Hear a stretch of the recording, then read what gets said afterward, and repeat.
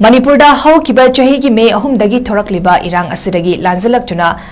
ꯖꯤꯔꯤꯕꯥꯝꯗ ꯂꯩꯔꯤꯕ ꯃꯤꯇꯩ IDPꯒꯤ ꯃꯁꯤꯡ 536 ꯂꯩꯕꯗ ꯑꯉꯥꯡ ꯆꯅꯤ ꯁꯨꯞꯅ ꯃꯥꯄꯟ ꯌꯥꯎꯔꯤ ꯍꯥꯏꯔꯤ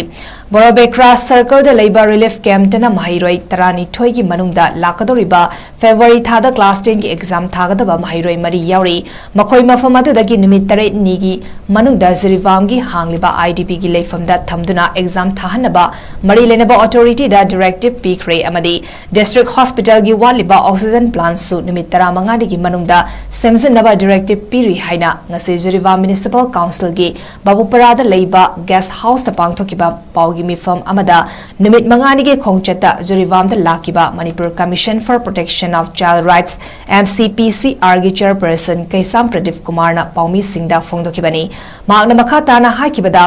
MCPCRꯅ ꯇꯥꯡ 15ꯗ ꯖꯤꯔꯤꯕꯥꯝꯗ ꯂꯥꯛꯇꯨꯅ ꯇꯣꯉꯥꯟꯕ ꯃꯐꯝꯁꯤꯡꯗ ꯀꯣꯏꯅ ꯆꯠꯇꯨꯅ ꯌꯦꯡꯁꯤꯟꯈꯤ ꯖꯤꯔꯤꯕꯥꯝꯗ ꯑꯉꯥꯡꯁꯤꯡꯒꯤ ꯀꯦꯌꯔ ꯇꯧꯅꯕ ꯏꯟꯁꯇꯤꯇ꯭ꯌꯨꯠ ꯅꯠꯇ꯭ꯔꯒ ꯌꯨꯝ ꯂꯩꯇꯕꯁꯤꯡ juvenile justice puraknaba honabada achoba challenge ama oiri maramaduna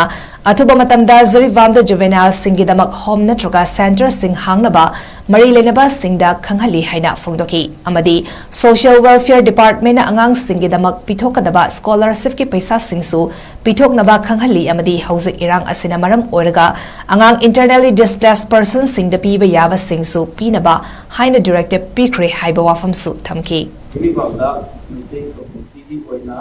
Punna Tangenaraba IDP asi Samaga Futo reporter late asi Manunga Angang Saniga Papa Yawi Aduga Outshore Basina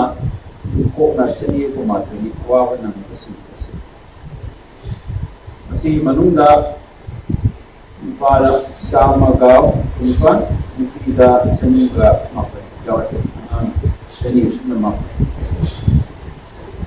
hai basing asina awabata na de basing asi marak asida koina makoiga service dum opa medical department education department social welfare department using sina kai auri bage na pakatna wala mi kai kai to